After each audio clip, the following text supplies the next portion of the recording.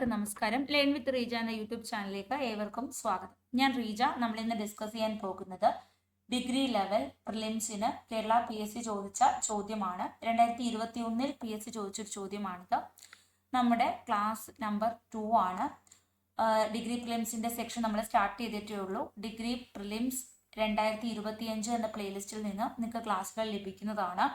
ആദ്യം തന്നെ നമ്മൾ ടെലിഗ്രാമിൽ ക്വസ്റ്റ്യൻ ഇടും. എന്നിട്ട് നിങ്ങൾക്ക് ചെയ്ത് നോക്കണമെങ്കിൽ ചെയ്ത് നോക്കാം. അങ്ങനെ ചെയ്ത് നോക്കാൻ താല്പര്യമില്ലാത്തവർക്ക് ലൈവ് ക്ലാസ്സിൽ വന്നിരുന്ന് ചെയ്താലും മതി. ഏതായാലും നിങ്ങളുടെ ഇഷ്ടം പോലെ. അപ്പോൾ ആൻസർ സ്റ്റാർട്ട് ചെയ്യുന്നു. 100 ചോദ്യങ്ങൾ. ഒന്നാമത്തെ ചോദ്യം, താഴെ പറയുന്നവയിൽ ഏതാണ് കേരളത്തിലെ സാമൂഹിക പരിഷ്കരണ പ്രസ്ഥാനത്തെ സംബന്ധിച്ച് ശരിയായ പ്രസ്താവന? പാശ്ചാത്യരുടെ സ്വാധീനത്തിൽ മധ്യവർഗമാണ് ഇത് ആരംഭിക്കുകയും നയിക്കുകയും ചെയ്തത്. അവർക്ക് പരമ്പരാഗത സ്ഥാപനങ്ങൾ, വിശ്വാസങ്ങൾ, സാമൂഹിക ബന്ധങ്ങൾ എന്നിവയോട് വിമർശനാത്മക മനോഭാവം ഉണ്ടായിരുന്നു. അവർ ജാതി വ്യവസ്ഥയെ അപൂർവമായി വിമർശിച്ചു. 3 ഓപ്ഷൻസ് ആണ് നിങ്ങൾ കണ്ടത്. സാമൂഹിക പരിഷ്കരണ പ്രസ്ഥാനത്തെ സംബന്ധിച്ച് ശരിയായിട്ടുള്ളതാണ് ചോദ്യം. ശരി ആണ് ചോദ്യം. ഇപ്പൊ ഡിഗ്രി ലെവൽ ആയതുകൊണ്ട് തന്നെ ക്വസ്റ്റ്യന് കുറച്ചൊരു കട്ടിയാണ്, അത് നിങ്ങൾക്ക് അറിയാമല്ലോ. അപ്പൊ നമുക്ക് നോക്കാം. ശരി നമുക്ക് വേണം. നമ്മൾ ഇതിനകത്തുനിന്ന് എങ്ങനെയെങ്കിലും ഫൈറ്റ് ചെയ്ത് ക്വസ്റ്റ്യൻ ഉത്തരത്തിലേക്ക് എത്തുക എന്നുള്ളതാണ് നമ്മുടെ ഒരു ലക്ഷ്യം. പാശ്ചാത്യരുടെ സ്വാധീനത്തിൽ മധ്യവർഗമാണ് ഇത് ആരംഭിക്കുകയും നയിക്കുകയും ചെയ്തത്. പിന്നെയോ, ജാതി വ്യവസ്ഥയെ അപൂർവമായിട്ടാണോ വിമർശിച്ചത്? അവർ പലരും എന്ത് ചെയ്തു? ജാതി വ്യവസ്ഥയെ വിമർശിച്ചില്ലേ? എല്ലാവരും പറഞ്ഞില്ലേ? ശ്രീനാരായണ ഗുരു പറഞ്ഞ എന്താ? ഒരു ജാതി, ഒരു മതം, ഒരു ദൈവം മനുഷ്യന്. സഹോദരൻ അയ്യപ്പൻ എന്താണ് പറഞ്ഞത്? ജാതിയില്ല, മതമില്ല, ദൈവമില്ല, മനുഷ്യന്. എല്ലാവരും എന്താണ് ഈ മിശ്ര വ്യവസ്ഥയൊക്കെ കൊണ്ടുവരാനാണ് ശ്രമിച്ചത്, അല്ലെ? അപ്പൊ ഇതെന്തായാലും തെറ്റാണ്. 3 തെറ്റാന്ന് മനസ്സിലായപ്പോൾ നമ്മൾ 3 വെട്ടിക്കളഞ്ഞു. അന്നേരം തന്നെ നമുക്ക് 1ഉം 2ഉം ശരി എന്ന് കിട്ടി. അപ്പൊ പാശ്ചാത്യരുടെ സ്വാധീനത്തിൽ മധ്യവർഗമാണ് ഇത് ആരംഭിക്കുകയും നയിക്കുകയും ചെയ്തത്. പരമ്പരാഗത സ്ഥാപനങ്ങൾ, വിശ്വാസങ്ങൾ, സാമൂഹിക ബന്ധങ്ങൾ എന്നിവയുടെ വിമർശനാത്മക മനോഭാവം ഉണ്ടായിരുന്നു. അപ്പൊ അവർക്ക് പണ്ട് മുതലേ കൊണ്ടുവന്ന ഈ പല സമ്പ്രദായങ്ങൾ, വിശ്വാസങ്ങൾ, സാമൂഹിക ബന്ധങ്ങൾ, ഇതിനോടൊക്കെ എന്ത് ചെയ്തു? ഇവരിതൊന്നും ശരിയല്ല, ഇതിനകത്തൊക്കെ ഒരുപാട് തെറ്റുകുറ്റങ്ങളുണ്ട്, ഇതൊക്കെ മാറ്റിപ്പണിയേണ്ട സമയം കഴിഞ്ഞിരിക്കുന്നു എന്നൊക്കെ ഇവർ പറഞ്ഞു. അതാണ് കല്ലുമാല, അല്ലെ? സവർണർക്കൊരു ആഭരണം, അവർണർക്ക് മറ്റൊരു ആഭരണം, ഇതൊന്നും പറ്റത്തില്ല. മുന്തിരി കിണർ സ്ഥാപിച്ചു. അതായത് കുടിവെള്ളം എല്ലാവർക്കും തുല്യമായി എവിടെ നിന്നും കോരി കുടിക്കാം, ഒരുമിച്ചിരുന്ന് ഭക്ഷണം കഴിക്കാം. ഇങ്ങനെയൊക്കെ പല സംവിധാനങ്ങൾ ഇവർ കൊണ്ടുവന്നു. അഭിനവ ഭാരത യുവക് സംഘമാണ് കേട്ടോ. യുവക് സംഘം സ്ഥാപിച്ചത് ആരാണ്? AV കുഞ്ഞമ്പുവാണ്. അഭിനവ ഭാരത യുവക് സംഘം സ്ഥാപിച്ചത് AV കുഞ്ഞമ്പു. 1930 സ്ത്രീകൾ കൂടുതലായി പങ്കെടുത്ത കേരളത്തിലെ രാഷ്ട്രീയ സംഭവങ്ങളുടെ പട്ടിക താഴെ കൊടുക്കും. ശരിയായ പൊരുത്തം തിരഞ്ഞെടുക്കുക. ക്ഷേത്ര പ്രവേശന പരിപാടി PM കമലാവതി. ചാലപ്പുറം ഗവൺമെന്റ് സ്കൂളിലെ വിദ്യാർത്ഥികളുടെ സമരം ജയലക്ഷ്മി. ഗാന്ധിജിയുടെ കൺസ്ട്രക്റ്റീവ് പ്രോഗ്രാം TC കൊച്ചുകുട്ടി അമ്മ. ഓക്കെയാണ്. ഈ പറഞ്ഞിരിക്കുന്ന എല്ലാം തന്നെ ശരിയാണ്. ക്ലിയർ ആണോ? ഈ പറഞ്ഞിരിക്കുന്ന എല്ലാം തന്നെ ശരിയാണ്. ഇനി നിങ്ങളോട് സത്യസന്ധമായ ഒരു കാര്യം ഞാൻ പറയാം. ഇതിൽ പലതും ചിലതൊക്കെ വായിക്കുമ്പോൾ ചിലതൊക്കെ നമുക്ക് റിലേറ്റ് ചെയ്ത് പഠിച്ചതിൽ നിന്നൊക്കെ എഴുതാൻ പറ്റുന്നുണ്ട്. ചില ക്വസ്റ്റ്യൻസ് ഒക്കെ കാണുമ്പോൾ നമ്മൾ ക്വസ്റ്റ്യൻ കണ്ടിട്ടാണ് ഇതിന്റെ റിലേറ്റഡ് ഫാക്ട് തപ്പി പോകുന്നത്. ഇങ്ങനൊരു ക്വസ്റ്റ്യൻ കണ്ടിട്ടില്ലല്ലോ എന്നുള്ള രീതിയിൽ നമ്മൾ റിലേറ്റഡ് ഫാക്ട് തപ്പുമ്പോൾ കുറെ കാര്യങ്ങൾ നമുക്ക് കിട്ടും. അങ്ങനെയാണ് ഈ ക്വസ്റ്റ്യൻ നമ്മൾ മനസ്സിലാക്കുന്നത്. അപ്പൊ ഈ ഓരോ ക്വസ്റ്റ്യനും നമ്മൾ ഓരോന്നായിട്ട് അങ്ങ് പഠിച്ചു വെക്കുകയാണ്. അപ്പൊ ഇതുമായി ബന്ധപ്പെട്ട് വർഷങ്ങളായിട്ട് നിൽക്കുകയാണെങ്കിൽ പോലും ചില ചോദ്യങ്ങളൊക്കെ നമുക്ക് പുതിയ അറിവുകളാണ്. അപ്പൊ അതുകൊണ്ട് തന്നെ നിങ്ങൾ തുടങ്ങുന്നവരായിരിക്കും ചിലർ ആദ്യമേ. അപ്പോൾ നിങ്ങൾ ഇത് കണ്ട് ഡെസ്പ് ആവരുത്. ഇങ്ങനെ നമ്മൾ ഓരോ കാര്യങ്ങൾ പഠിക്കുക കേട്ടോ. ഇപ്പൊ ഗാന്ധിജിയുടെ കൺസ്ട്രക്റ്റീവ് പ്രോഗ്രാം TC കൊച്ചുകുട്ടി അമ്മ 1930 സംഭവങ്ങളാണ്. ചാലപ്പുറം ഗവൺമെന്റ് സ്കൂളിലെ വിദ്യാർത്ഥിനികളുടെ സമരം ജയലക്ഷ്മി. ക്ഷേത്രപ്രവേശന പരിപാടി PM കമലാവതി. ഇതെല്ലാം 30 പരിപാടി. ഇതിനകത്തെല്ലാം ഈ സ്ത്രീകൾ മെയിനായിട്ട് നിന്ന സ്ത്രീകളാണ്. സ്ത്രീകൾ കൂടുതലായി പങ്കെടുത്തതാണ്. അപ്പോൾ ഒന്നും കൂടെ പഠിച്ചോ. ഗാന്ധിജിയുടെ constructive programme TC Kochukuttiyamma. Chalappuram government സ്കൂളിലെ വിദ്യാർത്ഥികളുടെ സമരം ജയലക്ഷ്മി. ക്ഷേത്രപ്രവേശന പരിപാടി PM കമലാവതി. ബംഗാൾ വിഭജനവുമായി ബന്ധപ്പെട്ട് താഴെ പറയുന്ന പ്രസ്താവനകൾ ശരിയേത്? ബംഗാൾ പ്രവിശ്യ വിഭജിക്കാനുള്ള ഉത്തരവ് കഴ്സൺ പ്രഭു പുറപ്പെടുവിച്ചു. ശരിയാണല്ലോ, കഴ്സനാണ്. അത് സിമ്പിൾ ആയിട്ടുള്ളതാണ്. അപ്പോൾ 1 ശരിയാണ് എന്ന് പിടികിട്ടി. ഇവിടെ മാത്രമേ ഉള്ളൂ 1 ശരിയല്ലാത്തത്.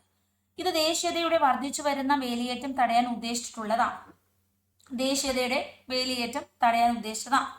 മതപരമായ അടിസ്ഥാനത്തിൽ ഇന്ത്യക്കാരെ വിഭജിക്കാനുള്ള ശ്രമമായി അതിന് ഇന്ത്യൻ ദേശീയവാദികൾ കണ്ടില്ല. ആണോ? അപ്പോ കണ്ടില്ലേ? അതുകൊണ്ടാണല്ലോ അവർ പറഞ്ഞത് അപ്പൊ മുസ്ലിംസിനെയും ഹിന്ദുസിനെയും നിങ്ങൾക്ക് വേർതിരിക്കാൻ സാധിച്ചെങ്കിലും ഞങ്ങളുടെ മനസ്സുകൾ ഒന്നാണ്, വേർതിരിക്കാൻ പറ്റില്ല. ടാഗോർ അതിനെ കുറിച്ച് പറഞ്ഞു, വിവേകാനന്ദ അങ്ങനെ പറഞ്ഞു. ഇപ്പൊ പല ഇന്ത്യയിലെ ദേശീയ നേതാക്കളും ഇതിനെതിരെ പറഞ്ഞു. നമ്മളുടെ സെയ്ദ് അഹമ്മദ് ഖാൻ പറഞ്ഞു നമ്മുടെ ശരീരത്തിലൂടെ ഒഴുകുന്ന രക്തം ഒന്നാണ്, അല്ലെ, ഗംഗയിൽ നിന്ന് വന്ന വെള്ളം കുടിച്ചാണ് നമ്മൾ ഒരമ്മയുടെ മക്കളാണെന്നൊക്കെ പറയുന്ന രീതിയിൽ പലതരത്തിലുള്ള സ്റ്റേറ്റ്മെന്റ്. ഇവർക്ക് അന്നേരം മനസ്സിലായി ഇത് മതപരമായി വേർതിരിക്കുകയാണ്. അപ്പൊ 3 എന്തായാലും തെറ്റാണ്, 3 തെറ്റാണ്. ഇനി നമുക്ക് ഉത്തരം കിട്ടുന്നു 1ഉം 2ഉം. ബംഗാൾ പ്രവിശ്യ വിഭജിക്കാനുള്ള ഉത്തരവ് കഴ്സൺ പുറപ്പെടുവിച്ചു. ദേശീയത വർദ്ധിച്ചു വരുന്ന വേലിയേറ്റം തടയാൻ ഉദ്ദേശിച്ചതായിരുന്നു. അപ്പൊ ആ ഒരു ദേശീയത അങ്ങ് മുറുകെ പിടിച്ചു. എല്ലാവരും നമ്മുടെ ഇന്ത്യയാണ്, നമ്മളെല്ലാവരും ഒന്നാണ്, ഒന്നിച്ചു നിന്ന് ബ്രിട്ടീഷുകാർക്കെതിരെ പോരാടണം എന്ന് പറഞ്ഞ് ജനങ്ങളെല്ലാം ഇങ്ങനെ ആവേശം കൊണ്ട് വരുമ്പോഴാണ് ഇവർക്കിടയിലേക്ക് എന്ത് കൊടുക്കുന്നത്? ഇവർക്കിടയിലേക്ക് വർഗീയത എന്ന് പറയുന്ന വിഷം പാകി കൊടുക്കുന്നത്. അപ്പോൾ ആ ഒരു വേലിയേറ്റത്തെ തടയാനാണ് ഇത് ചെയ്തത്. 1975 അടിയന്തരാവസ്ഥ പുറപ്പെടുവിക്കുന്നതിനെ കുറിച്ച് ശരിയായ പ്രസ്താവന 352 വകുപ്പ് പ്രകാരമാണ് ചുമത്തിയത്. ശരി. അടിയന്തരാവസ്ഥയുടെ പ്രഖ്യാപനം ഭരണഘടനയുടെ മൗലിക അവകാശങ്ങളും ഫെഡറൽ വ്യവസ്ഥകളും പൗരാവകാശങ്ങളും താൽക്കാലികമായി നിർത്തിവെച്ചു. ഉത്തരവുകളുടെയും നിയമങ്ങളുടെയും ഭരണഘടനാ ഭേദഗതികളുടെയും പരമ്പരകൾ എക്സിക്യൂട്ടീവ് പ്രവർത്തനം പരിശോധിക്കാനുള്ള ജുഡീഷ്യറിയുടെ അധികാരം കുറച്ചു. ഇതാണ് 3 ഓപ്ഷൻസ്. ഇനി നിങ്ങൾക്ക് ആൻസറിലേക്ക് പോകാം. അപ്പോ 352 മാത്രം ശരിയാന്ന് മനസ്സിലായി. ശരി. ഇനി അടുത്ത് നോക്കി, അടിയന്തരാവസ്ഥ പ്രഖ്യാപിച്ചു. ഭരണഘടനയുടെ മൗലികാവകാശങ്ങൾ, ഫെഡറൽ വ്യവസ്ഥകൾ, പൗരാവകാശങ്ങൾ താൽക്കാലികമായി നിർത്തിവെച്ചു. ശരിയല്ലേ? അവകാശങ്ങളൊക്കെ നിർത്തിയില്ലേ? ഉത്തരവുകളും നിയമങ്ങളുടെയും ഭരണഘടനാ ഭേദഗതികളുടെയും പരമ്പരകൾ എക്സിക്യൂട്ടീവിന്റെ പ്രവർത്തനം പരിശോധിക്കാനുള്ള ജുഡീഷ്യറുടെ അധികാരവും കുറച്ചു. അപ്പൊ ഇവിടെയൊക്കെ നമുക്ക് എലിമിനേറ്റ് ചെയ്യുമ്പം ഇത് കിട്ടി, 1 ശരിയാണ്. അപ്പൊ നമ്മൾ 1 ശരിയാണ് എന്നെടുത്തു. കണ്ടോ, 3 എണ്ണം ഉണ്ട്. ആകെ ഇത് മാത്രമേ ഉള്ളൂ 1 ശരിയാണ് എന്ന് പറയുന്ന തെറ്റിക്ക് വരുന്നത്. പിന്നെ 2 നമുക്ക് ശരിയാന്ന് കിട്ടി. 1ഉം 2ഉം ശരിയാന്ന് കിട്ടുമ്പോഴും നമ്മൾ കണ്ട് ഇത് 2ൽ ഇങ്ങനെ കൺഫ്യൂസ് ആയിരിക്കും, 50-50 ഇങ്ങനെ നിൽക്കും. അതാണ് ഡിഗ്രി പ്രിലിംസിന്റെ മറ്റൊരു പ്രത്യേകത. നമുക്കങ്ങനെ പൂർണ്ണമായും എല്ലാ ക്വസ്റ്റ്യൻസും ഒന്നും എലിമിനേറ്റ് ചെയ്ത് കളയാൻ പറ്റത്തില്ല. 50% നമ്മളിങ്ങനെ നിൽക്കും. എക്സാം ഹാളിൽ നമുക്ക് എന്ത് ചെയ്യാൻ പറ്റത്തില്ല? ഒരു ധൈര്യം ഒന്നും എടുത്ത് നെഗറ്റീവ് വാരി കൂട്ടാൻ പറ്റത്തില്ല. അപ്പൊ നമ്മളിവിടെ സ്റ്റക്ക് ആവുകയും ഒന്നെങ്കിൽ ഈ ക്വസ്റ്റ്യൻ സ്കിപ്പ് അടിക്കും, അല്ല നമ്മുടെ കഷ്ടകാലത്തിന് ഇത് നമ്മൾ എഴുതിയാൽ നമുക്ക് നെഗറ്റീവ് ആകും. ഇവിടെ എല്ലാം ശരിയാണ് എന്നുള്ളതാണ് നമ്മുടെ ഉത്തരം. അപ്പൊ ഇങ്ങനൊരു പ്രശ്നം ഡിഗ്രി പ്രിലിംസിന് വരും. അപ്പം വ്യക്തമായ നമുക്ക് ആ ഒരു അറിവില്ലാത്തതാണ് പ്രശ്നം. അപ്പോൾ ഒന്നും കൂടെ പഠിച്ചു വെക്കുക. 352. പിന്നെ ഇതൊക്കെ നിർത്തി. പിന്നെ എക്സിക്യൂട്ടീവ് പ്രവർത്തനം പരിശോധിക്കാനുള്ള ജുഡീഷ്യറിയുടെ അധികാരം കുറച്ചു. ദഹ്സാല എന്ന ഭൂമി റവന്യൂ സംവിധാനം സ്ഥാപിച്ചത് ആരാണ്? ദഹ്സാല അക്ബർ ആണ്. അടുത്ത ചോദ്യം, താഴെ പറയുന്ന ഏതാണ് 1ാം ലോകമഹായുദ്ധം ഫലങ്ങൾ ശരി? ഹാബ്സ്ബർഗ് സാമ്രാജ്യത്തിന്റെ തകർച്ച, റഷ്യൻ വിപ്ലവം, ഐക്യരാഷ്ട്രസഭ. റഷ്യൻ, ഐക്യരാഷ്ട്രസഭ, ജർമ്മനി കലാപം. Habsburg, Russian, League of Nation. Germany, Habsburg, ഐക്യരാഷ്ട്രസഭ. ഇതിനകത്ത് 1ാം ലോകമെന്നും 2ാം ലോകമെന്നും പറയുമ്പോൾ ഒരു കുട്ടിയുടെ മനസ്സിൽ ആദ്യം വരേണ്ടത് 1 ലീഗ് ഓഫ് നേഷൻ, 2 ഐക്യരാഷ്ട്രസഭ, യുണൈറ്റഡ് നേഷൻ. ആ ഒരു അറിവ് മാത്രമേ ഇവരെ നോക്കുന്നുള്ളൂ. ഇപ്പൊ 1ലാണോ ഐക്യരാഷ്ട്രസഭ? അല്ല. 1ലാണോ ഐക്യരാഷ്ട്രസഭ? അല്ല. 1ലാണോ ഐക്യരാഷ്ട്രസഭ? അല്ല.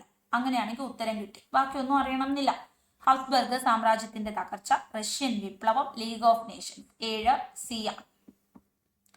ഇനി താഴെ പറയുന്ന പ്രസ്താവനകൾ വായിച്ച് ശരിയായ ഉത്തരം തിരഞ്ഞെടുക്കുക. ദേശീയ പരമാധികാരം എന്ന അവകാശവാദമായാണ് ഫ്രഞ്ച് വിപ്ലവം തുടങ്ങിയത്. സ്വയം പ്രതിരോധമല്ലാതെ ഫ്രാൻസിന് ഒരിക്കലും യുദ്ധം ജയിക്കാനാവില്ലെന്ന് 1790-ലെ ദേശീയ അസംബ്ലി അവകാശപ്പെട്ടു. അപ്പൊ ആദ്യം ഇവർ പറഞ്ഞത് തന്നെ ഫ്രഞ്ച് വിപ്ലവം തുടങ്ങുമ്പോൾ ദേശീയ തലത്തിൽ ഒരു പരമാധികാരം വരണം എന്നാണ്. അപ്പൊ സ്വയം പ്രതിരോധിക്കാം, അല്ലാണ്ട് ഫ്രാൻസിനൊരു യുദ്ധം ഒന്നും ജയിക്കാനുള്ള ശക്തിയില്ല എന്ന് 90-ല് ദേശീയ അസംബ്ലി അവകാശപ്പെട്ടു. ഈ 2 പ്രസ്താവനകളും ശരിയാണ്. സ്വേച്ഛാധിപത്യത്തിന് അനുകൂലമായി പാർലമെന്ററി ജനാധിപത്യം ഉപേക്ഷിക്കുക എന്ന ആശയം എന്തുമായി ബന്ധപ്പെട്ടിരിക്കുന്നു?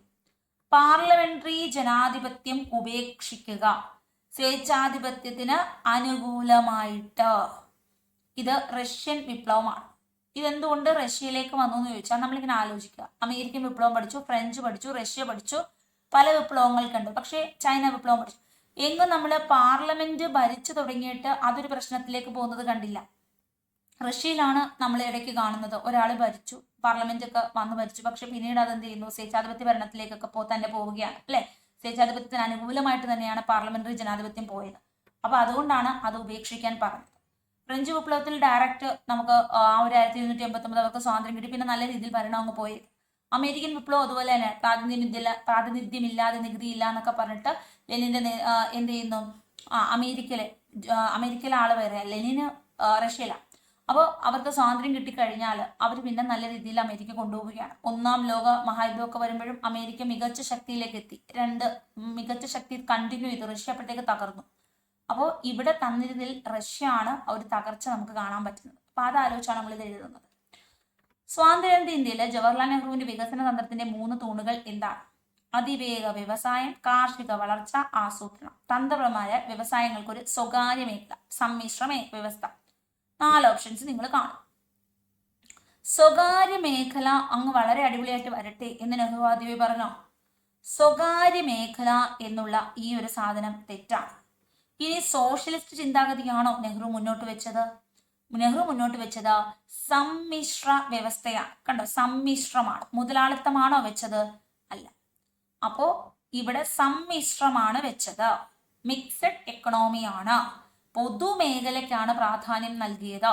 ക്ലിയർ ആണോ? ആ 2 എണ്ണമാണ് നമുക്ക് കട്ട് ചെയ്യാനുള്ളത്. അപ്പൊ ബാക്കിയൊക്കെ വെറുതെ വെച്ച് നമ്മളെ പരീക്ഷിക്കുകയാണ്. Answer B. താഴെ തന്നിരിക്കുന്ന ഏത് പ്രസ്താവനയാണ് ആപേക്ഷിക ഈർപ്പത്തെക്കുറിച്ച് ശരിയായിട്ടുള്ളത്? അന്തരീക്ഷത്തിൽ എത്രമാത്രം നീരാവി ഉണ്ടെന്ന് ആകെ ഉണ്ടായേക്കാവുന്നതിന്റെ നിശ്ചിത ശതമാനമാണ്.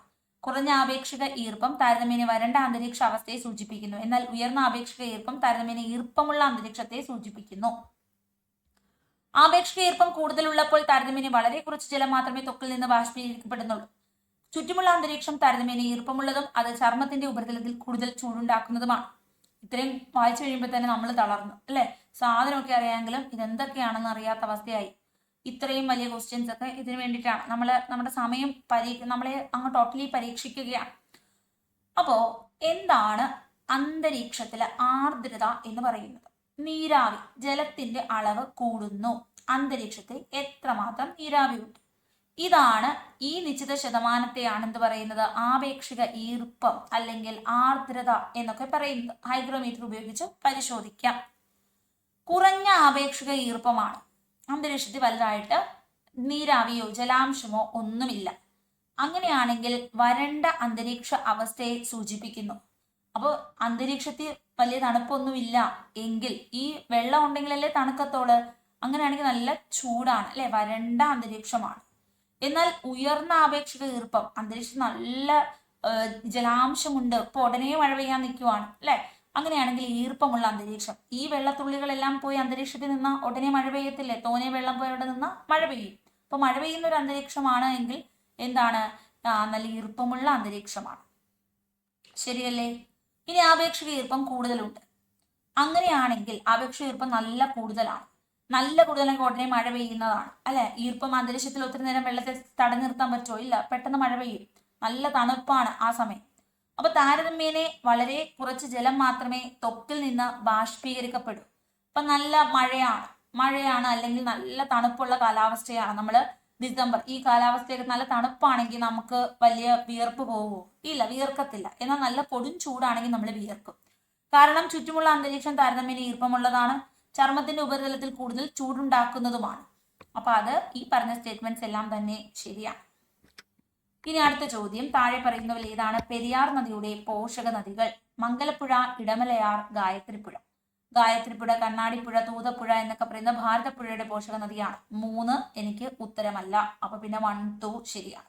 മംഗലപ്പുഴ, ഇടമലയാർ ഇതൊക്കെ പെരിയാറിന്റെ പോഷക നദി. കേരളത്തിലെ ഏറ്റവും നീളം കൂടിയ നദിയാണ് പെരിയാർ. 244 കിലോമീറ്റർ നീളമാണ് പെരിയാറിനുള്ളത്. ഏറ്റവും കൂടുതൽ പോഷക നദികൾ, ഏറ്റവും കൂടുതൽ ജലവൈദ്യുത പദ്ധതികൾ ഒക്കെ എന്തിനാണ്? പെരിയാറിനാണ്. അടുത്തത് ചേരുംപടി ചേർക്കാനാണ്. പഞ്ചാബ്, കുമയൂൺ, നേപ്പാൾ, ആസാം. നമ്മൾ കുമോൺ അല്ല കുമയൂൺ എന്നൊക്കെയാണ് പഠിച്ചേക്കുന്നത്. ഓക്കെ, അപ്പോൾ ഇതൊന്ന് ചേരുംപടി ചേർക്കാൻ പറഞ്ഞാൽ പഞ്ചാബ് ഇൻഡസ് ആണ്, കുമയൂൺ സത്ലജ് ആണ്. നേപ്പാൾ ഹിമാലയം കാളി. ആസാം ടീസ്റ്റ.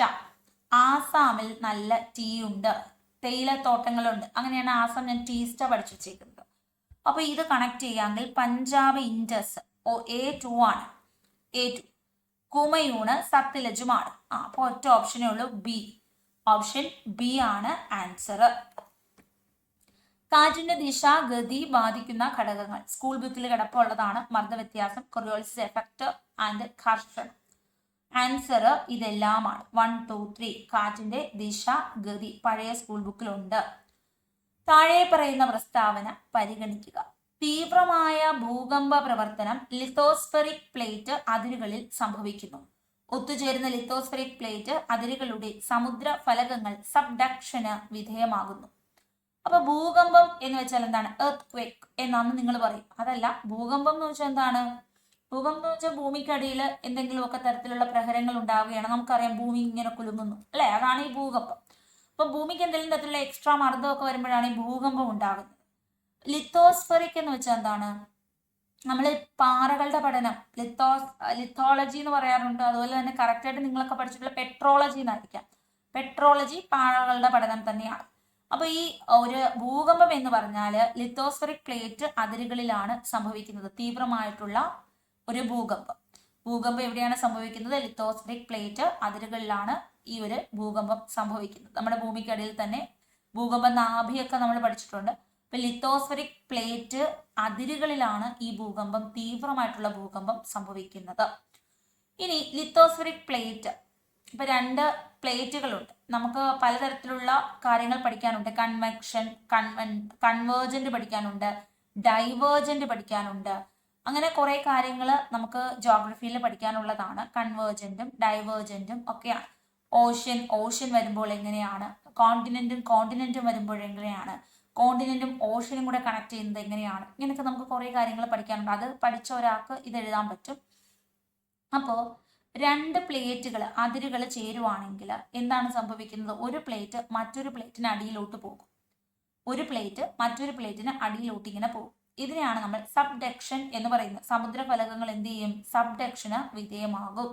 അപ്പൊ ഇങ്ങനെ സബ്ഡക്ഷന് വിധേയമാകുന്ന സമയത്ത് അതിന്റെ അപ്പർ മാൻഡിലില് എന്തുണ്ടാകും? എത്രമാത്രം നിങ്ങൾക്ക് മനസ്സിലാകും എന്ന് എനിക്കറിയത്തില്ല. കുറെ കാര്യങ്ങൾ പറഞ്ഞാലാണ് അവിടേക്ക് എത്തുന്നത്.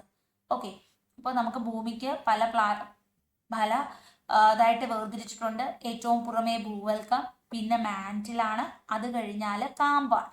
അതിൽ ഈ മാൻഡിൽ തന്നെ അപ്പർ മാൻഡിൽ, ലോവർ മാൻഡിൽ ഉണ്ട്. ഈ അപ്പർ മാൻഡിൽ എന്ത് ചെയ്യുന്നു? മാഗ്മ ലാവയൊക്കെ ഉണ്ട്. അത് മുകളിലേക്ക് ഇങ്ങനെ വരും.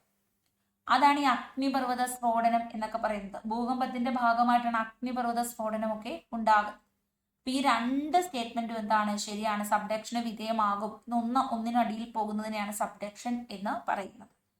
അപ്പൊ 1ഉം 2ഉം ശരിയാണ്. ക്ലിയർ ആണ്? ഇനി അടുത്ത ഒരു ചോദ്യത്തിലേക്ക് പോവുകയാണ്. Fiscal responsibility and budget management act. ഇതുമായി ബന്ധപ്പെട്ട് പറയുന്ന ലക്ഷ്യങ്ങളിൽ ഏതാണ് ശരിയായിട്ടുള്ളത്? ഇതുമായി ബന്ധപ്പെട്ട് പറയുന്ന ലക്ഷ്യങ്ങളിൽ ഏതാണ് ശരിയായിട്ടുള്ളത്? ഓപ്ഷൻസ്: ധനക്കമ്മി, GDP-യുടെ 5% കുറയ്ക്കണം, റവന്യൂ കമ്മി പൂർണ്ണമായി ഇല്ലാതാക്കണം, സാമ്പത്തിക പ്രവർത്തനങ്ങളിൽ കൂടുതൽ സുതാര്യത വേണം. ആൻസർ വരുന്നത് 2ഉം 3ഉമാണ്. റവന്യൂ കമ്മി പൂർണ്ണമായി ഇല്ലാതാക്കുക. റവന്യൂ കമ്മി എന്താക്കണം? ഇല്ലാതാക്കണം. പിന്നെ സാമ്പത്തിക പ്രവർത്തനങ്ങളിൽ എന്ത് വേണം? കൂടുതലും സുതാര്യത വേണം. എന്ത് വേണം? സുതാര്യത വേണം. ഇതാണ് ഇതിനകത്ത് വരുന്നത്. ഇനി ഈ ഒരു ക്വസ്റ്റ്യൻസ് മുഴുവനും കൂടി ഇരുന്ന് പറക്കി എഴുതാനുള്ളതല്ല കേട്ടോ. കുറെ ക്വസ്റ്റ്യൻസ് എന്ത് ചെയ്യുക, നിങ്ങൾക്കിപ്പോ ഈ ഒരു എക്കണോമിക്സ് പോർഷൻസ് അത്ര അങ്ങോട്ട് അറിയത്തില്ല എന്നുണ്ടെങ്കിൽ, കുറച്ച് ടഫായിട്ടാണ് ചോദിച്ചെങ്കിൽ നിങ്ങൾക്ക് അന്ന് കട്ട് ചെയ്യാം. നിങ്ങൾ അതിനെ എഴുതാൻ നിൽക്കേണ്ടതാണ്. നിങ്ങൾക്ക് അത് പഠിച്ചു വെച്ചിട്ടുള്ളവർക്ക് മാത്രമേ ഇതൊക്കെ എഴുതാൻ പറ്റും. NNP ഫാക്ടറി വിലയ്ക്ക് NNP കാണുക. 5000 കോടി, പരോക്ഷ നികുതി 400, സബ്സിഡി 200. NNP-യുടെ ഒക്കെ പ്രോബ്ലം വളരെ സിമ്പിൾ ആയിട്ടാണ് ചോദിക്കുന്നത്. ഇപ്പൊ 5000 ഇത് തമ്മിൽ കുറയ്ക്കണം, 400 - 200 200, അതിനകത്ത് നിന്ന് ഇത് കുറയ്ക്കണം. അപ്പൊ അങ്ങനെ ജസ്റ്റ് കൂട്ടലും കുറയ്ക്കലും അങ്ങനെയൊക്കെ ഉള്ളൂ. ഇക്വേഷൻസ് ഒക്കെ പ്രോപ്പറായിട്ട് പഠിക്കാമെങ്കിൽ ഇതിനകത്ത് നിന്ന് 1 മാർക്ക് നമുക്ക് കിട്ടുന്നതാണ്. ഇനി ക്രെഡിറ്റ് നിയന്ത്രിക്കാൻ റിസർവ് ബാങ്ക് ഓഫ് ഇന്ത്യ ഉപയോഗിക്കുന്ന ഉപകരണങ്ങൾ ഏതൊക്കെ? ബാങ്ക് നിരക്ക്, വേരിയബിൾ റിസർവ് ആവശ്യങ്ങൾ, തുറന്ന വിപണി പദ്ധതി, CRR, SLR. ഇനി ക്യാഷ് റിസർവ് റേഷ്യോ ആണ് CRR. അപ്പോൾ ഇതെല്ലാം തുറന്ന വിപണി പദ്ധതികളുമുണ്ട്, എല്ലാം ശരിയാണ്.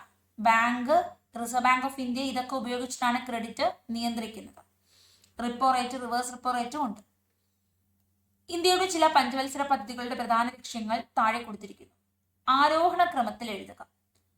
പഞ്ചവത്സര പദ്ധതികളിലെ ആദ്യത്തെ പദ്ധതി കാർഷിക വികസനമാണ്, രണ്ടാമത്തത് വ്യവസായമാണ്, പിന്നെ ദാരിദ്ര്യ നിർമ്മാർജ്ജനം കഴിഞ്ഞതിന് ശേഷമാണ് സമഗ്ര വളർച്ചയിലേക്ക് നമ്മൾ പോയത്. ഫസ്റ്റ് 3, പിന്നെ 2, അതിനുശേഷം 4, പിന്നെയാണ് സമഗ്ര വളർച്ച. 2020 സാമ്പത്തിക ശാസ്ത്ര നോബൽ പുരസ്കാരം പോളാർ മിൽഗ്രം, റോബർട്ട് പി വിൽസൺ ഉണ്ട്. അപ്പോൾ എക്കണോമിക്സിലാണ് ഇവർക്ക് 2 പേർക്ക് കിട്ടിയത്. ഇവരെ ലേല സിദ്ധാന്തം പുനർനിർമ്മിതിക്ക് വേണ്ടിയിട്ടാണ്. 2024-ലെയും 2023-ലെയൊക്കെ നിങ്ങൾ പഠിച്ചു വെച്ചിട്ടുണ്ട്. 2023 ആർക്കാണ് എക്കണോമിക്സിന് കിട്ടിയത്? ഡ്രൂ വെയ്റ്റ്സ്മാനും പിന്നെ കാറ്റ്ലിൻ കാരിക്കോയുമാണ്. അത് ബാങ്കുകളുടെ പഠനമാണ്. 2024 എന്താണ്? വ്യവസായങ്ങൾ, ചെറിയ ചെറിയ സ്ഥാപനങ്ങൾ എന്തുമാത്രം സഹായമാണ് നൽകുന്നത് എന്നുള്ള രീതിയിലുള്ള പഠനം തന്നെയാണ്. ഇനി തെരഞ്ഞെടുപ്പ് ഫോട്ടോ തിരിച്ചറിയൽ കാർഡിന്റെ പോർട്ടബിൾ ഡോക്യുമെന്റ് ഫോർമാറ്റ് പതിപ്പ് ഏതാണ്? എപിക്. തെരഞ്ഞെടുപ്പ് ഫോട്ടോ തിരിച്ചറിയൽ കാർഡിലെ നമ്മളെല്ലാം വോട്ട് ചെയ്യാൻ വേണ്ടിയിട്ട് ഒരു തിരിച്ചറിയൽ കാർഡുമായി പോകും. അപ്പൊ ഇതിന്റെ ഒരു പോർട്ടബിൾ ഡോക്യുമെന്റ് ഫോർമാറ്റ് ഉണ്ട്, അതിന്റെ പേരാണ് എപിക്.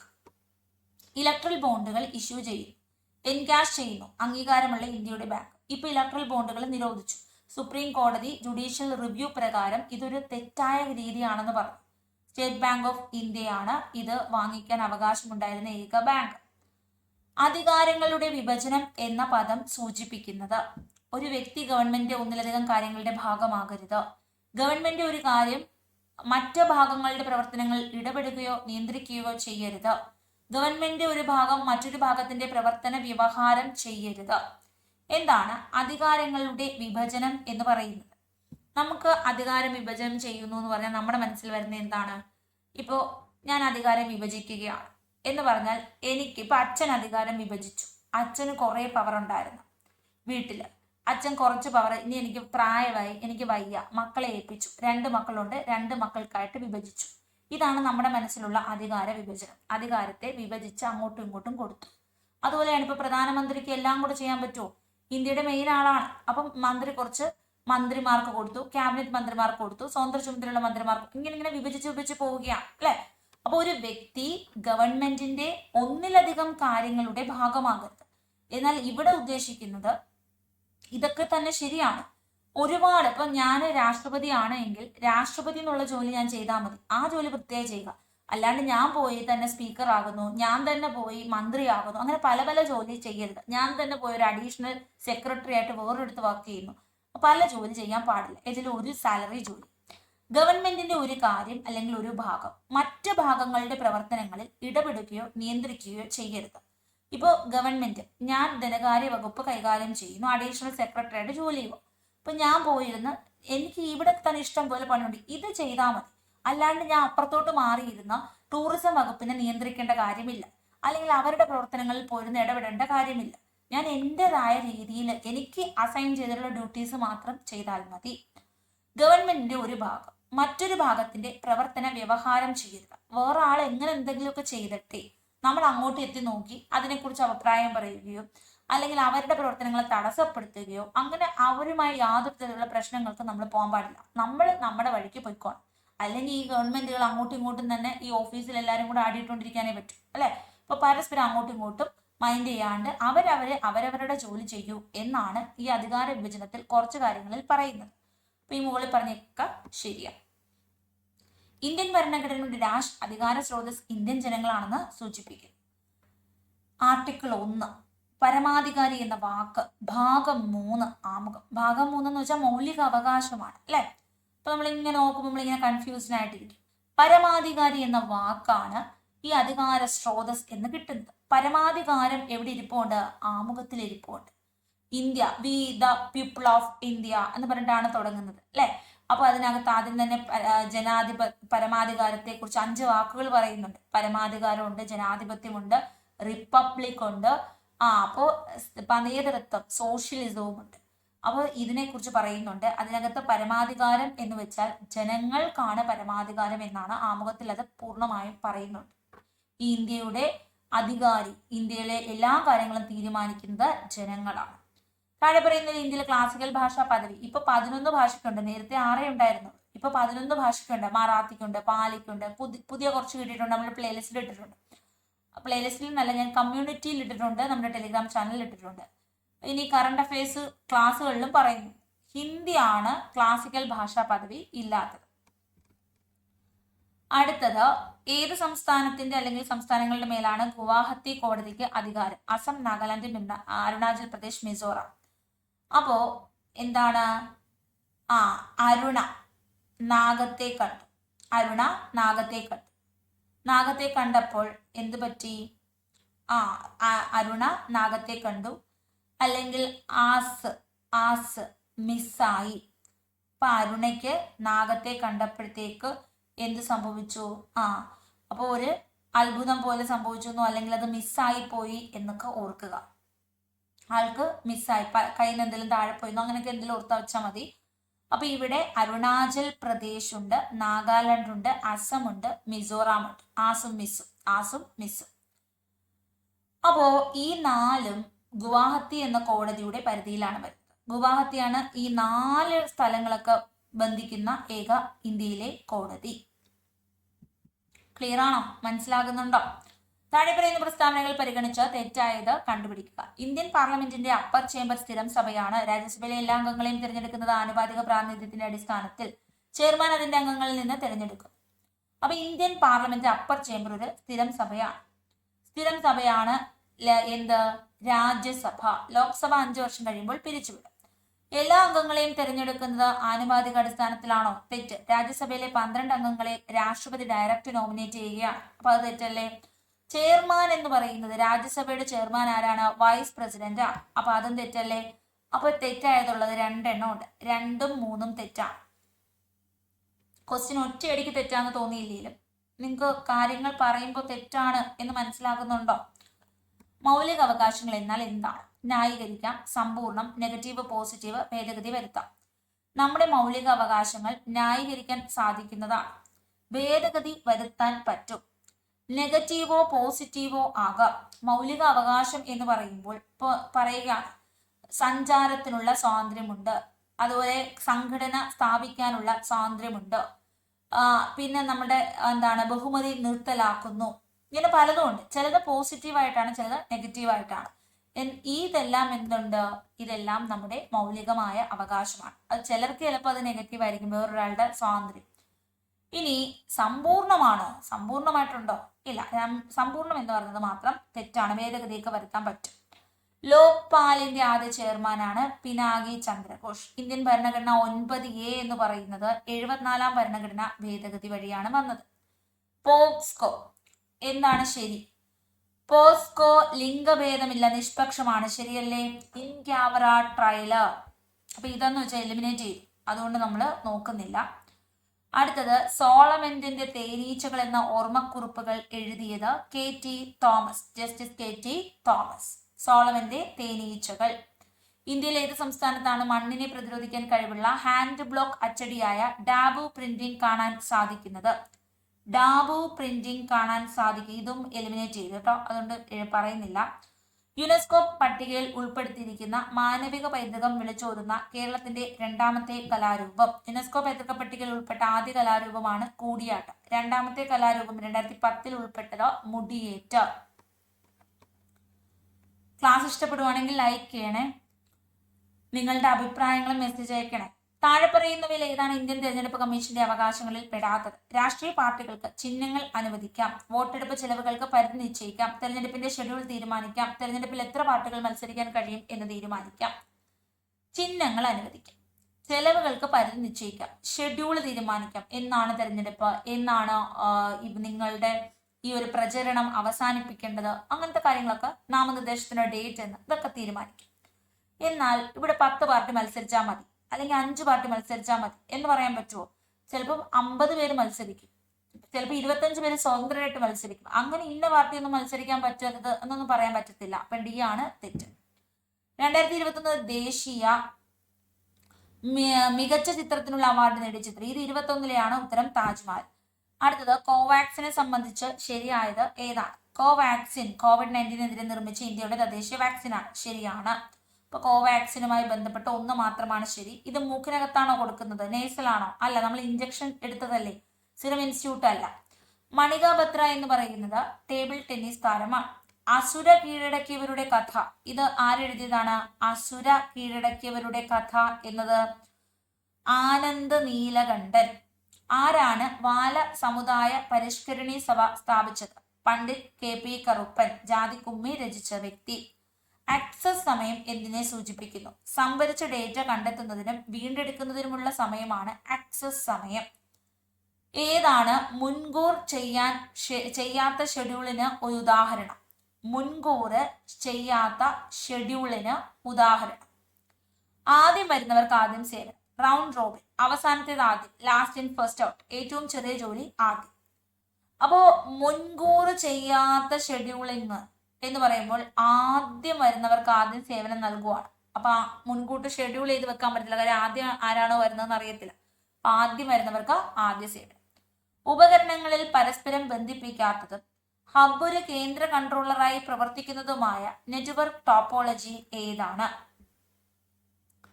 അപ്പോ ഉപകരണങ്ങൾ പരസ്പരം ബന്ധിപ്പിക്കുന്നില്ല. മെഷ് എന്ന് വെച്ചാൽ എന്താണ്? എല്ലാം അങ്ങോട്ടും ഇങ്ങോട്ടും കണക്റ്റഡ് ആണ് മെഷ്. ഇതല്ല. റിംഗ് എന്ന് വെച്ചാലോ, റിംഗ് ഇങ്ങനെയാണ്, ഇത് ഇതുമായിട്ട് ഇങ്ങനെ കണക്റ്റഡ് ആണ്, പരസ്പരം ബന്ധിപ്പിച്ചേക്കുവാണ്.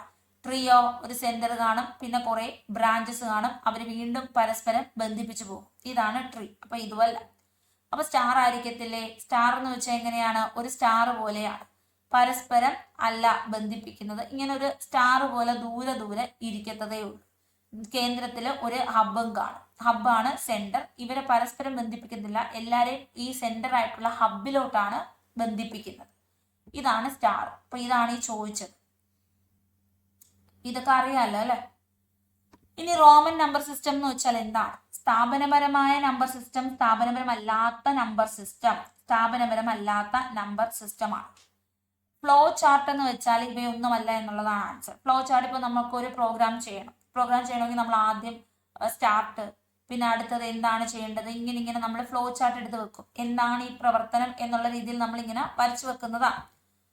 അപ്പൊ ഈ പറഞ്ഞ സാധനങ്ങളൊന്നും അല്ല, ദ്വിമാന ഗ്രാഫിക്സോ ത്രിമാനമോ ഒന്നുമല്ല. നമ്മൾ എങ്ങനെ ഇത് ചെയ്യാം എന്ന് നമ്മളിങ്ങനെ ബോക്സ് രൂപത്തിലൊക്കെ എഴുതി വെക്കുന്നതാണ്. അടുത്തത് ഇന്ത്യൻ ബഹിരാകാശ ഗവേഷണ സംഘം സ്ഥാപിച്ചത് 1969. ആസ്ഥാനം ബാംഗ്ലൂർ. ലോക ജലദിനം മാർച്ച് 22. 2008 IT ആക്ട് 66A ഡാഷുമായി ബന്ധപ്പെട്ടിരിക്കുന്നു. ആക്ഷേപകരമായ സന്ദേശങ്ങൾ അയക്കുന്നു. സീറോളജി ടെസ്റ്റ് ബന്ധപ്പെട്ട് കിടക്കുന്നു. സീറോളജി ഇത് മലേറിയ പരിശോധനയും ഇതും എലിമിനേറ്റ് ചെയ്തു കേട്ടോ, ഡിലീറ്റ് ചെയ്തതാണ്. Serology test. ലൂയിസ് പാസ്റ്റ് ആദ്യ വാക്സിൻ കണ്ടുപിടിച്ചു. ഏത് രോഗത്തിന് വേണ്ടിയിട്ടാണ്? Rabies, anthrax, cholera. ഈ പറഞ്ഞ എല്ലാത്തിനും വേണ്ടിയിട്ടാണ് ലൂയിസ് പാസ്റ്റർ ആദ്യ വാക്സിൻ കണ്ടെത്തിയത്. അങ്ങനെ നമ്മുടെ GK സെക്ഷൻ അവസാനിച്ചു. ഇനി നമുക്ക് വേണ്ട ക്വസ്റ്റ്യൻസ് മലയാളമാണ് കേട്ടോ. മലയാളത്തിന്റെ 10 ക്വസ്റ്റ്യൻസ് നോക്കിയിട്ട് നമുക്ക് എന്ത് ചെയ്യാം? അടുത്ത സെക്ഷനിലേക്ക് വരാം. ഫസ്റ്റ് ചോദ്യം, ശരിയായ രൂപം. നിങ്ങൾ 4 അവധൂതൻ കാണുന്നു. ഇതിൽ ദൂതൻ, ദും ദും ദും ദും, ഈതായല്ലയോ? ദൂതൻ ഈതായ. അടുത്തത് ശരിയായ വാക്യം. ശരിയായ വാക്യം നോക്കുമ്പോൾ എല്ലാ വെള്ളിയാഴ്ച തോറും, അത് വേണ്ട, എല്ലാ വെള്ളിയാഴ്ചയും എന്ന് മതി. അവൻ എല്ലാ ദിവസവും വരും. ഞങ്ങൾ ഓരോ വീടും അല്ലെങ്കിൽ വീട് തോറും, ഓരോയും രണ്ടും കൂടെ വേണ്ട. കൈ ചുമരിന്മേൽ തൊടുവിക്കാതെ വരച്ച ചിത്രം. അപ്പൊ ഇതും നമുക്ക് ശരിയായിട്ട് തോന്നുന്നുണ്ട്. അതുകൊണ്ട് തന്നെ ഫൈനൽ കീ എലിമിനേറ്റ് ചെയ്യും. ഇൻ അക്കോർഡൻസ് വിത്ത് എന്ന് വെച്ചാൽ എന്താണ്? ഇൻ അക്കോർഡൻസ് വിത്ത്, അതനുസരിച്ച്. ഗുരുവിന്റെ ഭാവം എന്താണ്? ഗുരു, ഗൗരവം. ഉറുമ്പ് എന്ന് അർത്ഥം വരുന്ന പദം. ഉറുമ്പ്. വമ്രി. വിപരീത പദം എഴുതുക. രസം. രസത്തിന്റെ വിപരീതം എന്താണ്? നീരസം. അറിഞ്ഞുകൊണ്ട് തെറ്റ് ചെയ്യുക. ഇലയിട്ട് ചവിട്ടുക. യാചകൻ, യാചകി, യാചകി. സലിംഗ ബഹുവചനം എന്താണ്? ലിംഗമുള്ളതാണ് സലിംഗം. മലകൾ എന്ന് പറയുന്നത് സലിംഗമാണ്. ഇനി ഗായികമാർ സലിംഗമാണ്, പെണ്ണാന്ന് മനസ്സിലായി. മിടുക്കന്മാർ ആണാന്ന് മനസ്സിലായി, സലിംഗമാണ്. പിരിച്ചെഴുതുക. ഇന്നി, ഇ പ്ലസ് നീ ആണ് ഇന്നി, ദിത്വ സന്ധി. ഇനി നമുക്ക് ഇംഗ്ലീഷ് ക്വസ്റ്റ്യൻസ് ആണ്. ഒരു 20ഓളം ഇംഗ്ലീഷ് ക്വസ്റ്റ്യൻസ് ഉണ്ട്. First question, right synonym of act in. അപ്പോൾ ആദ്യം നമുക്ക് ആക്ടിന്റെ synonym similar. I don't know if he is coming here. If is used as എന്താണ്, ഒരു ഡൗട്ട് പറയാനല്ലേ, എക്സ്പ്രസ് എ ഡൗട്ട് ആണ്. The house is so dirty, I really must clean it. What is the use of modal auxiliary? Must ആണ് modal auxiliary ആയിട്ട് കൊടുത്തേക്കുന്നത്. ഇത് ഒരു obligation express ചെയ്യാനാണ്. He dash A large bill at the shopping centre estate. അപ്പോൾ വലിയൊരു shopping bill വന്നു. അപ്പോൾ റാനം.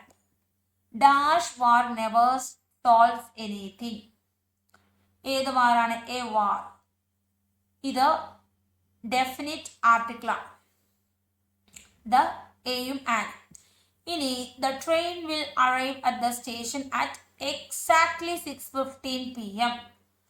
റോസ പാർക്സ് വാസ് ത്രോൺ ഓഫ്. അപ്പൊ ഈ ത്രോൺ ഓഫിന്റെ അപ്രോപ്രിയേറ്റ് മീനിങ് ആണ് നമുക്ക് വേണ്ടത്. To make someone fall down suddenly. To make someone fall down suddenly. അടുത്ത, they can't decide dash to travel north dash south. അപ്പൊ they can't decide, അവർക്ക് തീരുമാനിക്കാൻ കഴിയുന്നില്ല. എന്താണ്? whether to travel north or south. Travel നോർത്തിലോട്ട് വേണോ സൗത്തിലോട്ട് വേണോ എന്ന് തീരുമാനിക്കാൻ കഴിയില്ല. I must remember to pack a holiday. 4 sentence ഉണ്ട്, റീഅറേഞ്ച് ചെയ്യാം. നോക്കാം. We are going on a holiday to the sea coast. ഹോളിഡേയിൽ പോകാൻ പ്ലാനായി. അപ്പോൾ മൈ മം സേസ്, മമ്മ എന്ത് പറഞ്ഞു? പാക്ക് ചെയ്യും, സാധനങ്ങളൊക്കെ പാക്ക് ചെയ്യാൻ പറഞ്ഞു. അന്നേരം I must remember to pack a holiday book. Holiday book pack ചെയ്യാൻ ഞാൻ ഓർത്തേ പറ്റും, അല്ലെ? ഓർക്കണം. I'm really looking forward to it. അപ്പൊ ഇതിനെ മുന്നോട്ട് പോകുന്നത് എങ്ങനെയായിരിക്കും എന്നൊക്കെ ഈഗർലി വെയിറ്റിംഗ് ആണ്. അപ്പൊ ഇതാണ് ഒരു order. The ball hit me straight in the dash. I try to thread the cotton through the dash of the needle. Eye of the നീഡിലെ അപ്പോൾ ബോള് വന്ന് വീണതും ഐയിലാണ്, കണ്ണിലാണ്. Great oaks from little acorns grow. All great things start small. ഇതിന്റെ ഈ ഒരു പ്രൊവേർബിന്റെ മീനിങ് ആണ് all great things start small. എല്ലാ നല്ല കാര്യവും ആരംഭിക്കുന്നത് ഒരു ചെറിയൊരു സ്പാർക്കിൽ നിന്നായിരിക്കും, അല്ലെ? അപ്പോ great oaks from little acorns grow. He is a dash of the old block. He is a chip of the old block. In order to travel, you need a passport. Dash, you might need a visa, immunization, jabs, and fulfill quarantine conditions. അപ്പോൾ നമ്മൾ Covid ടൈമിലൊക്കെ എങ്ങനെയായിരുന്നു? Travel ചെയ്യണമെങ്കിൽ എന്ത് വേണം? ഇമ്മ്യൂണൈസേഷൻ്റെ കാര്യങ്ങൾ വേണം, ക്വാറന്റൈൻ്റെ കാര്യങ്ങളൊക്കെ ഫുൾഫിൽ ചെയ്യണം. പിന്നെ നമുക്ക് എപ്പോഴും വേണ്ടൊരു സാധനമാണ് വിസയും പാസ്പോർട്ട്. അപ്പോൾ ഇൻ അഡിഷൻ, ഇതിന്റെ ഒപ്പം, ഇൻ അക്കോർഡൻസ് വിത്ത്, അല്ലെ? In addition to. I have seen dash times this year but not very often. ഞാൻ അവനെ കാണാറുണ്ട്, പക്ഷേ പതിവായി കാണാറുണ്ടോ? അല്ല, എ ഫ്യൂ ടൈംസ് ഒക്കെ കണ്ടിട്ടുണ്ട്, കുറെ തവണയൊക്കെ കണ്ടു. When I go to the hospital she dash in the waiting room. അപ്പോൾ ഗോട്ട് ആണ്, ഗെറ്റ് പാസ്റ്റ് ടെൻസ് ആണ്. അപ്പൊ she was sitting in the waiting room. I will wait until I dash him. I will wait until I dash him. അപ്പോൾ വില്ലാണ്. വില്ല് എന്ന് പറയുന്നതിലൂടെ എപ്പോഴും ഒരു simple present പോകാറുള്ളൂ, അല്ലെ? I see him. I waited dash 9 o'clock and then went home. അപ്പം ഞാൻ എത്ര മണി വരെ വെയിറ്റ് ചെയ്തു? 9 o'clock. അൺടിൽ 9 o'clock വരെ ഞാൻ വെയിറ്റ് ചെയ്തു. അതിനുശേഷമാണ് ഞാൻ വീട്ടിൽ തിരിച്ചെത്തിയത്. You have to take an exam dash the course. To pass the course. My daughter is quite shy.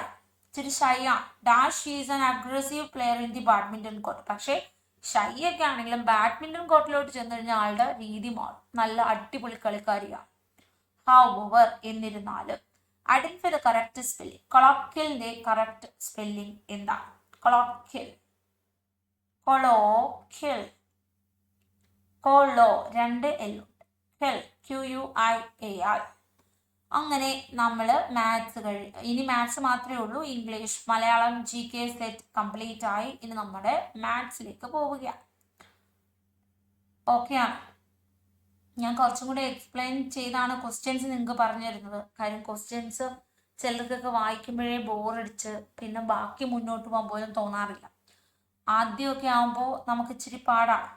പിന്നെ ഇതിനകത്തൊരു ഇൻട്രസ്റ്റ് വന്നു കഴിഞ്ഞാൽ പിന്നെ നമ്മൾ ഫാസ്റ്റായിട്ട് എല്ലാം വായിക്കും. പിന്നെ വായിക്കുമ്പോൾ തന്നെ നമുക്ക് ഉത്തരങ്ങളൊക്കെ റെഡിയായി വരും. ഇത് ആദ്യമൊക്കെ എന്ന് വെച്ചാൽ ക്വസ്റ്റ്യൻസ് തന്നെ നമുക്കൊന്ന് മനസ്സിലായെങ്കിൽ ഓക്കെയാണ്, നമ്മൾ ഉത്തരം എഴുതും. പക്ഷെ ആദ്യം നമുക്കൊരു ക്ഷമ കിട്ടത്തില്ല ഇതൊന്നും വായിച്ച് മനസ്സിലാക്കി എടുക്കുക. 3, 8, 13, 8. അപ്പോൾ എല്ലാം ഒരു 5ന്റെ ഡിഫറൻസ് ഒക്കെ വരുന്നുണ്ട്. ഇവിടെ ആൻസർ വരുന്നത് എന്താണ് 16 ആണ്. 16. 0.2 raised to 4. ഇത് നമ്മൾ ഇങ്ങനെ നോക്കുക. ഇപ്പോൾ 0.27. ഇനി 0.3 ഇൻറ്റു 0.3 ഇൻറ്റു 0.3.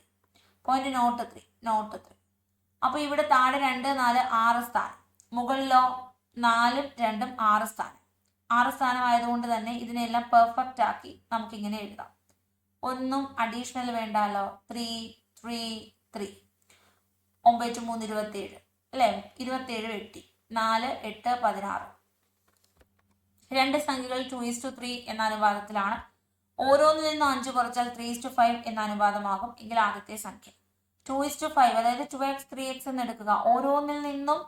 ഇവയിൽ ഓരോന്നിൽ നിന്നും 5 കുറയ്ക്കുക. 2x നിന്ന് 5 കുറയ്ക്കുക, എന്നിട്ട് 3x നിന്ന് 5 കുറയ്ക്കുക. അപ്പോൾ ഉള്ള അനുപാതം 3/5 ആണ്. ഇനി ഇത് ക്രോസ് ചെയ്യുമ്പോൾ നമുക്ക് എക്സിന്റെ വില കിട്ടും.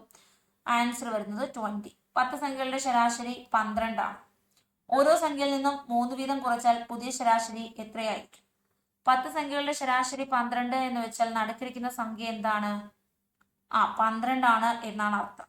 അപ്പുറത്തോട്ടും ഇപ്പുറത്തോട്ടും 4 സംഖ്യകൾ വീതമാണ് ഉള്ളത്. ഇനി ഓരോന്നിൽ നിന്നും 3 കുറച്ചാൽ പുതിയ സംഖ്യ എത്രയായിരിക്കും? അപ്പൊ ഇവിടെ നമുക്ക് 120 ആണ് കിട്ടുന്നത്. ഇതിനകത്തുനിന്ന് ഒരു 30 കുറച്ചിട്ട് 10 കൊണ്ട് ഹരിച്ചാൽ മതി.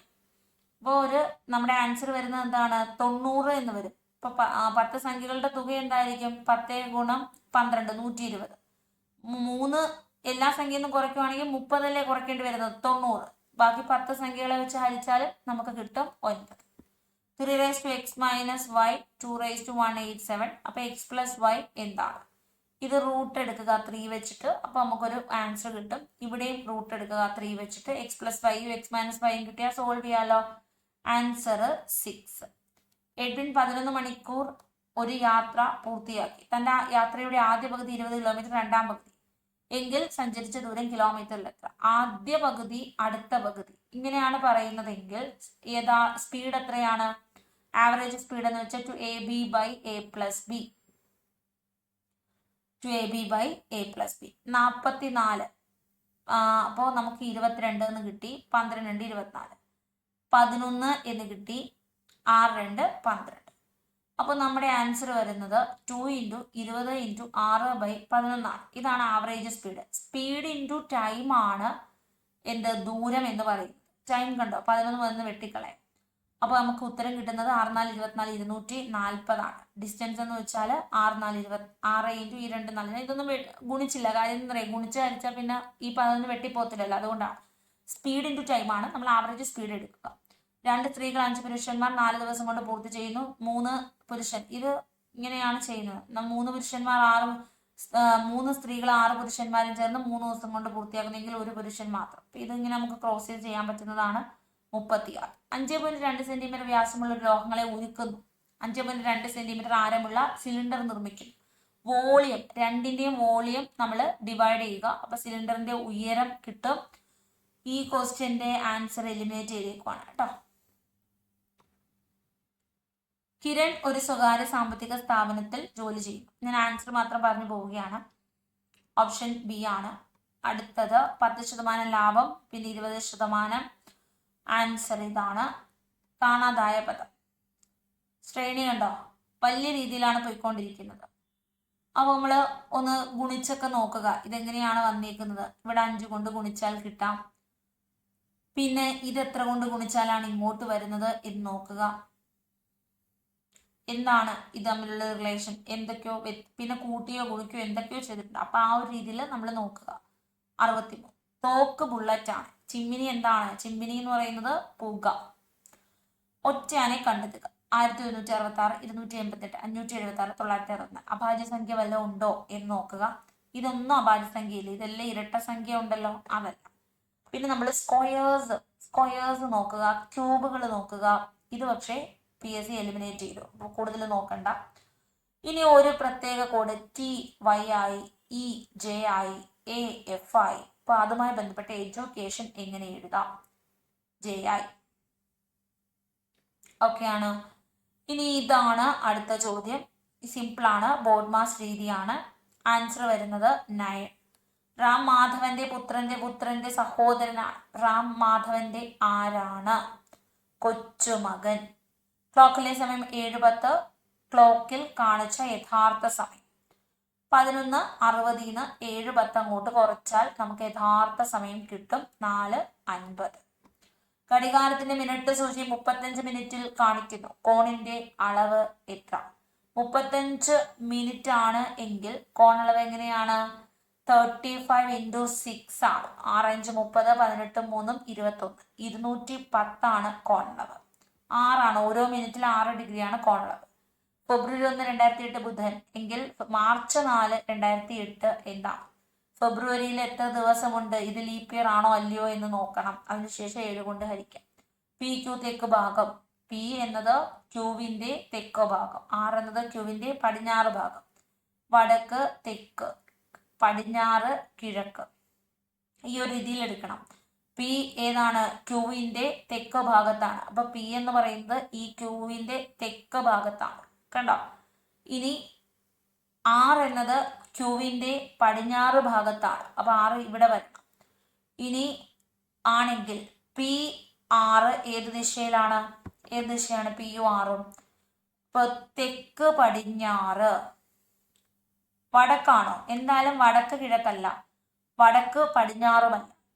ഇനിയുള്ളത് തെക്കോ ഉണ്ട്. ഇത് തെക്കാണ്, ഇത് തെക്കാണ്, ഇത് പടിഞ്ഞാറാണ്, അല്ലെ? ഇത് തെക്ക് പടിഞ്ഞാറാണ്. ഇനി തെക്ക് P എന്ന് പറയുന്നത് ആറിന്റെ ഏത് ദിശയിൽ? P എന്ന് പറയുന്നത് ആറിന്റെ ഏത് ദിശയിലാണ്? തെക്ക് കിഴക്ക് ദിശയിലാണ്. P എന്ന് പറയുന്നത് തെക്കിലാണ്, കിഴക്കിലാണ്. ആറിന്റെ ഏത് ദിശയിലാണ്? 6 വെച്ച് നോക്കുമ്പോൾ കിഴക്ക് ഭാഗത്താണ്. പിന്നെയോ താഴോട്ടാണ്, തെക്കുമാണ്. അപ്പോൾ മാത്സും കംപ്ലീറ്റ് ആയി. ഈ ഒരു സെക്ഷൻ നിങ്ങൾക്ക് ഇഷ്ടപ്പെടുന്നുണ്ടെങ്കിൽ ദയവായി ലൈക്ക് ചെയ്യുക, അതുപോലെ തന്നെ ചാനൽ സബ്സ്ക്രൈബ് ചെയ്യുക. നമ്മളിപ്പോൾ എല്ലാ ദിവസവും ചെയ്തുകൊണ്ടിരിക്കുന്നത് 10th മെയിൻസിന് വേണ്ടി ഒരു പ്രത്യേക പ്ലേലിസ്റ്റ് വെച്ചിട്ടുണ്ട്, അതിന്റെ ക്ലാസ്സുകൾ. ഡിഗ്രിക്ക് പ്രിലിംസിന് വേണ്ടി പ്രത്യേക പ്ലേലിസ്റ്റ് ഉണ്ട്, അതിന്റെ ക്ലാസ്സുകൾ. പിന്നെ നമുക്ക് കറണ്ട് അഫയേഴ്സിന് വേണ്ടി ഒരു സ്പെഷ്യൽ ക്ലാസ് ഉണ്ട്. ഇതെല്ലാം ഫ്രീ ക്ലാസ്സുകളാണ്. എല്ലാം അതാത് തന്നെ പ്ലേലിസ്റ്റിലുണ്ട്. പിന്നെ പ്രിലിംസിന് വേണ്ടിയിട്ട് 10th പ്രിലിംസിന്റെ ഒത്തിരി ക്ലാസ്സുകൾ നമ്മൾ ഓൾറെഡി ചെയ്തിട്ടുണ്ട്. അത് തന്നെ മതി നമുക്ക് മുന്നോട്ട് പോകാൻ. അപ്പൊ അത്തരം ക്ലാസ്സുകൾ ഓൾറെഡി 10th പ്രിലിംസ് എന്ന് പറഞ്ഞിട്ട് കിടപ്പുണ്ട്, അത് നിങ്ങൾക്ക് കാണാവുന്നതാണ്. ഇപ്പൊ 10th മെയിൻസിന്റെ ക്ലാസ് തുടങ്ങി, ഡിഗ്രിയുടെ ക്ലാസ് തുടങ്ങി. കറണ്ട് അഫയേഴ്സ് ഓൾറെഡി നമ്മൾ കുറെ ചെയ്തിട്ടുണ്ട്, അതിന്റെ കൂടി ഇപ്പോഴും നമ്മൾ അപ്ഡേറ്റ് ചെയ്ത് പോയിക്കൊണ്ടിരിക്കുന്നു. ഈ ക്ലാസ് തന്നെ മതി നിങ്ങൾക്ക് 10th പ്രിലിംസിനാണെങ്കിലും സെക്രട്ടേറിയറ്റിനാണെങ്കിലും ഒക്കെ. കറണ്ട് അഫയേഴ്സ് ജനറൽ ആയിട്ട് എല്ലാവർക്കും കൂടി ഉൾക്കൊള്ളിച്ചതാണ്. അപ്പൊ thank you so much. Next class നമുക്ക് വീണ്ടും കാണാം. ബൈ.